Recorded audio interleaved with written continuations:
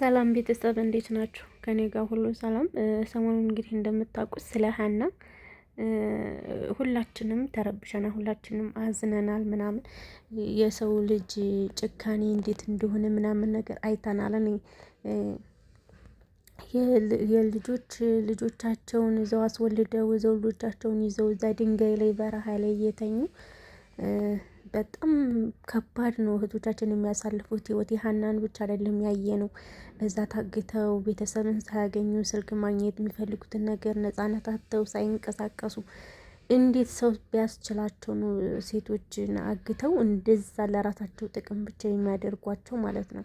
አይታችኋል። እኔ አንዳንድ ጊዜ ማለት ነው እኛ ራሳችን በጣም እኔ ተናደርኩ ማለት ነው። በቃ እኔ በጣም ነው የተናደርኩ። ለምን ብሉኝ ከኢትዮጵያ የሚሄዱትስ በቃ ላያውቁ ይችላሉ በህጋዊ እንዴት እንደሆነ ምናምን ምናምን በቃ ከችግሩም አንጻር ከምንም አንጻር በቃ ይሁን ብለን እናስበው።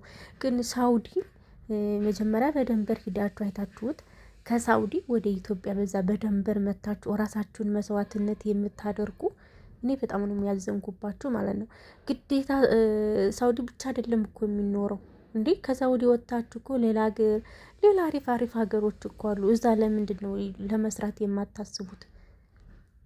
እንዴት ኢቃማ ለመውሰድ ብቻ ህጋዊ ለመሆን ብቻ ድጋሚ ህይወታችሁን በሳውዲ ስንት ስራ ደክማችሁ ከማዳም ስንት ጉልበታችን ፈሶ ምናምን ስንት ነገር ሆነን እንደገና እኮ በጉልበት አቅም የለንም እኮ በዛ በበረሃ በፊት የወጣ ነው ያክል ለመመለስ። እኔ በጣም ነው የተናደድኩኝ። እኛ እኮ ቤተሰቦቻችን እኮ ብዙ ዋጋ ከፍለውብናል እኮ እዚህ ለማድረስ። ለምንድን ነው እኛ ራሳችን እንትን የማንል? አሁን እኮ አድገናል፣ ህጻናት አይደለንም። እንዴት በተለይ ሳውዲ ማዳም ቤት ስትሰሩ በየትኛውም አረብ ሀገር ስትኖሩ ብቻችሁን ስትሆኑ ምን ስትሉ ስለ ቤተሰብ ጥቅም ስለ እናት አባት ምናምን ብዙ ነገር እኮ ያስተምራችኋል እኮ ስደት። ለምንድን ነው እንደዚህ በራሳችሁ ጨክናችሁ በቤተሰብ ከራሱ የምትጨክኑት?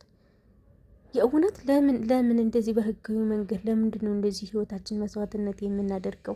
ማዳሞች ዝቅኛ እንደሚያደርጉን ታውቃላችሁ አይደለ? ለእኛ ምን ያክል ተጽዕኖ እንዳለን ምን ያክል ለእኛ ላይ ጫና እንዳለው ምናምን እናውቃለን። ያን ሁሉ ነገር አሳልፈን ደግሞ ራሳችን እንደዚህ በዛ በጨካኞች በአውሬዎች ደግሞ እንደዛ ሁንን የምንመጣ ምን ያክል ድካም እንዳለው ምን ያክል የእግር መንገድ ስቃዩ እንዳለን እያወቃችሁ በሳውዲ አድርጋችሁ በደንበር ደግሞ የምትመለሱ እውነት ህጋዊ ነገር ይቅርባችሁ። እኔም ብዙ ጊዜ አረብ ሀገር ሄጃለሁ። አሁን ኢትዮጵያ ሆንኩኝ እንጂ በቅርቡን የመጣሁት ግን እኔ አላምንም ነበረ የእውነት በህጋዊ መንገድ እንደዚህ የእግር መንገድ አለ ሴቶች ይደፈራሉ ምናምን ሲባሉ ጭራሽ አላምንም ነበር። የእውነት አለ እንዴ ነው የምለው።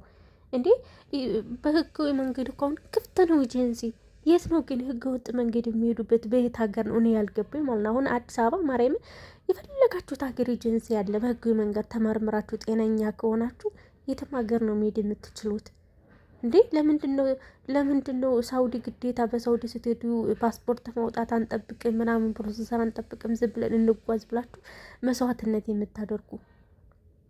የእውነት ሁሉንም ነገር ከመቸኮል አፍጹም የሆነ ተረት አለ ብቻ። ለምንድን ነው እንደዚህ መስዋዕትነት የምታደርጉ? እኔ ሳውዲን ስጣለሁ፣ ምክንያቱም እኔ አልሰራሁበትም አልሄድኩበትም አላውቅም። ግን ስንት እህቶቻችን ወንድሞቻችን የቀሩበት በረሃ ሳስብ በጣም ነው የሚዘገንነኝ ማለት ነው።